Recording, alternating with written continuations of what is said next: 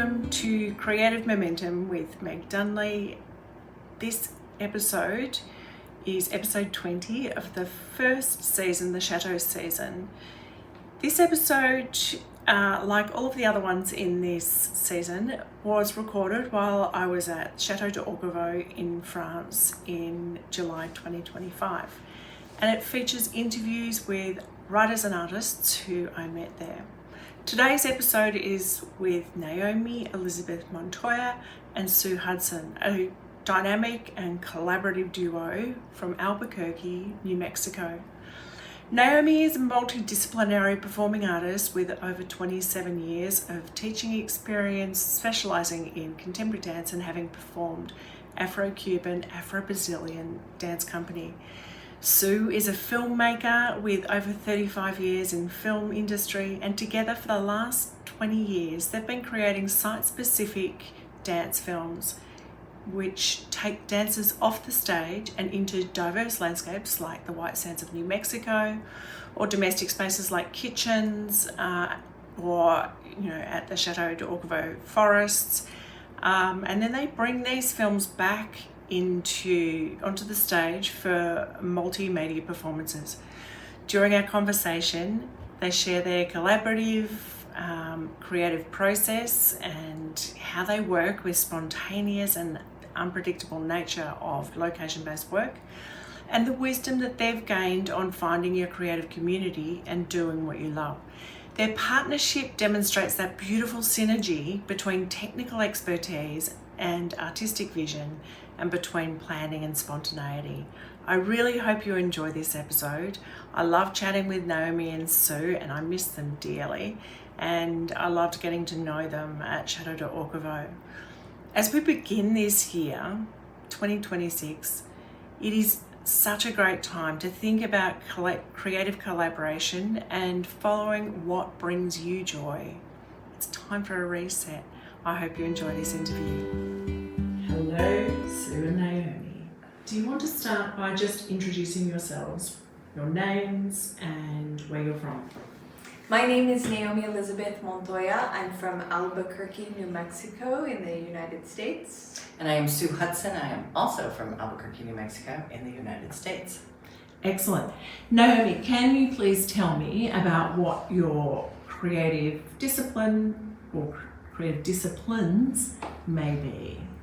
Well, I think I consider myself to be a multidisciplined artist, and mostly in performing arts. I started out doing painting and a lot of visual art. In middle school, I started with dance, and that has been kind of like the trajectory that I've gone. I've taught for 27 years. Many of those years, 2 decades, has been teaching at a performing arts school, contemporary dance, and I also have been I performed in an Afro-Cuban, Afro-Brazilian dance company, so I would say dance is my primary medium. And here with Su Hudson, we do a lot of multimedia type arts for gallery, for stage, as well as for screen, and yeah. Excellent, that's wonderful. Su, how about you? What was the question?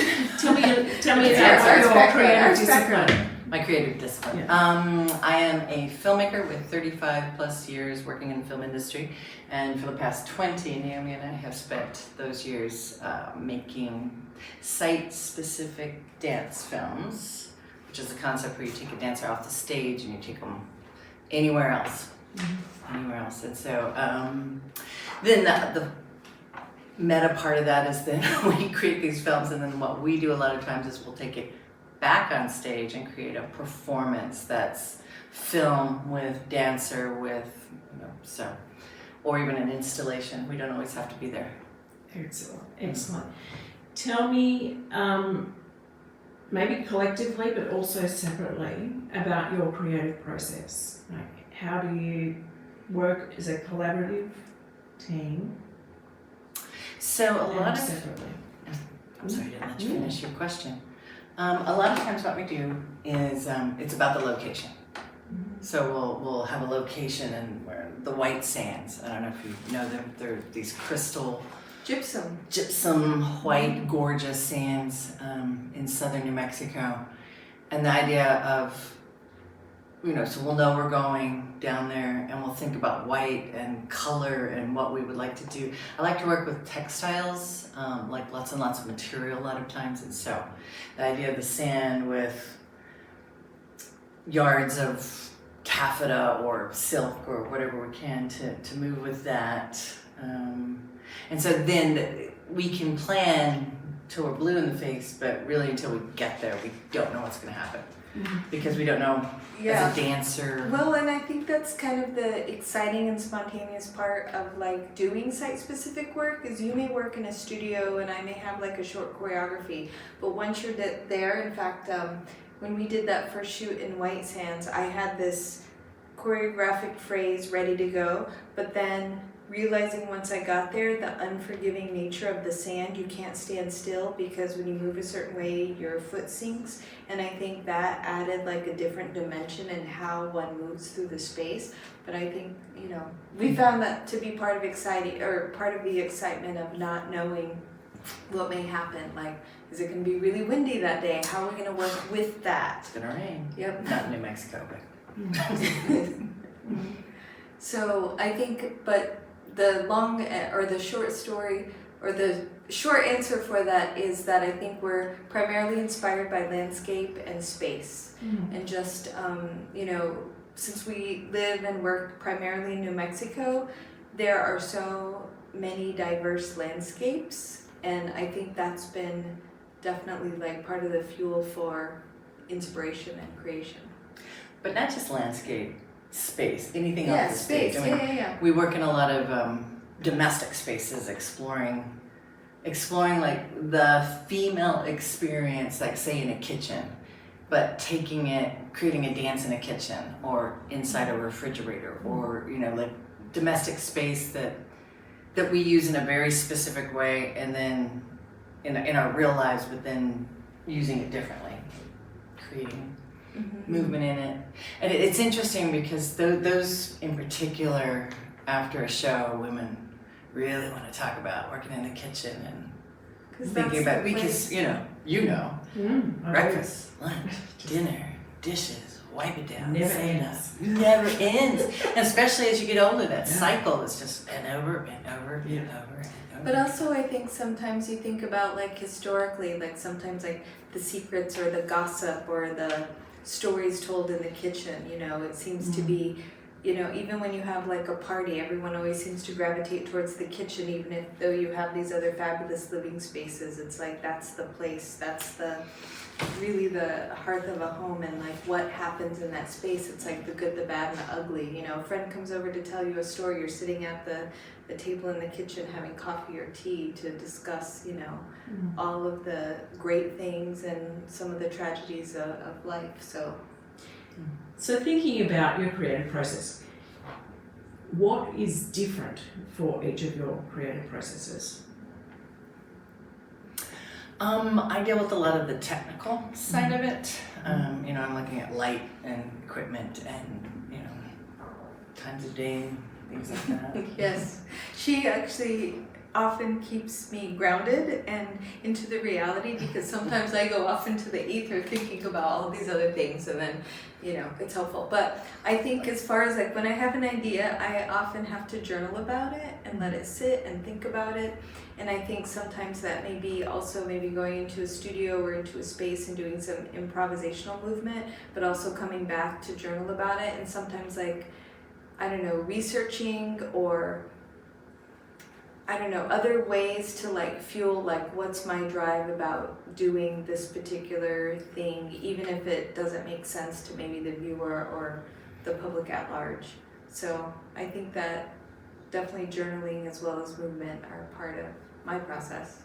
And then of course we talk, and sometimes we argue about, what works, what doesn't work, but I think it's that give and take of ideas, and then we finally like always come to this aha moment. We're like, ah, yes, that's it. We finally come to like, because it's like we're each, have these great ideas, but there finally is that like, oh, the connection. Yes, that's it. That's what we're doing. Yes, and we're both super excited about it, and then that continues to drive whatever the project is forward. I'm behind the camera, she's in front of the camera. Yeah. two different personalities. Yeah.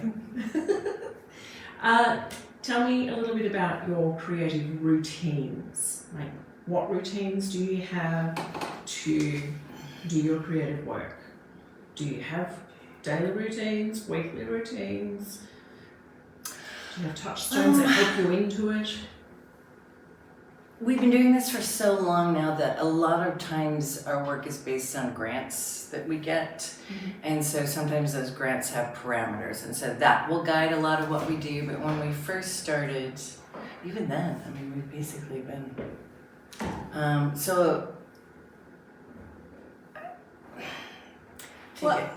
you take it from here. Yeah, I don't know. I think if there's sometimes like a project that we're excited to be a part of, then that could be the gravitational force that it's like, okay, there's this project, let's be a part of this show. Okay, as a result, what are we gonna do? And then it's like, you know, just like anything, you allot time, you plan time. But I think ultimately, or at least for myself independently, sometimes, you know, I do a lot of journaling, and I always write down like ideas. I find inspiration from dreams. I find inspiration from sometimes music I hear. For a lot of dancers, sometimes they'll hear a piece of music or even like a soundscape, and that's enough of a drive to create something. So I just try to like document ideas, and sometimes those ideas you have to put them on the shelf, maybe 3 months, maybe 6 months, maybe 5 years. And then you could come back to it, but then you're like, here's the completed piece, and then you could make something. But I think, you know, obviously if there's like an end goal, that's definitely more of an incentive to complete something. And I think probably if we didn't have the reality of just daily tasks, you know, to have to complete, we'd probably create a lot more. But trying to fit that in if there's not maybe an end goal is sometimes hard. So. And I mean, the reality is a lot of creatives are working around the edges of you know, paid work or other things. Right. And so I'm hearing that is kind of partly what your collaborative work is like.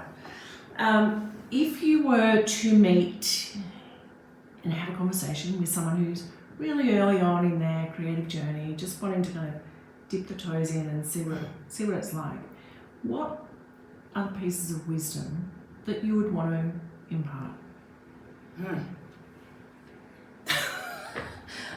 Go ahead. That's a great question. I think that, you know, because I have the last, 2 decades have been working with dancers, I think I just remind them that, you know, even if you don't have support from your family, because a lot of times for creatives, some people are lucky enough to have the support and the understanding of their families to like, yes, do your thing. But a lot of people unfortunately don't have that support. There are people who understand you and who will support you, you know, and to find friendships of people who will support you in your endeavors. I think that's hugely important, because once you find your creative fellows, then you can really do anything.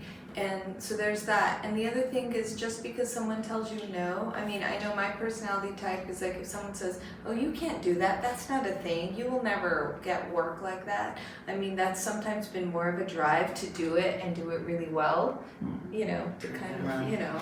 But I mean, ultimately it's like, most creatives and most artists, I think they will be happiest, because the other thing is a lot of young people think that they're not going to find work working in those fields. And I think if you do what you love, everything else will fall into place, and I think that's really important. I mean, I knew as, you know, an artist, as a dancer, as a arts educator, I'm not going to be a millionaire, and I was okay with that. I think, but my life is really happy, and I know people I've talked to who do make a lot more money. It's like they just have a lot more stress and a lot more, weight, just because they don't have that freedom to maybe travel and explore and to have fun. And I think the other thing is, part of art making, there's a misnomer about work in general, is that for some people, and I mean, you could work in any field, but if you find it fun, then it's probably the thing maybe you should do. And I think, of course, creating art, all of that feeds my soul. So I just think ultimately, for a younger person, it's like, do what you love and everything will fall into place. Don't take no for an answer, and find your people. Beautiful. Sue? Learn how to use your camera. Yeah. Just use it. Use what you've got. Yeah. Don't Learn let how to it. use your tools. Yeah. Yeah. Well, you gave great advice to my friend's daughter who was interested in going to film. Do you remember what you said? No. It was something about finding your voice. In Paris. Just Yeah. Oh, okay. And that was great advice. You should talk about that. No, I'm good. Okay, all right. Excellent. Thank you so much for your time. Is there anything else that you would want to share with people who are curious about creativity, creative processes, routines, getting into it, or staying with it? Apply for grants. Do the work. Know your equipment, and just do it and do it and do it till you get something you like. That's the.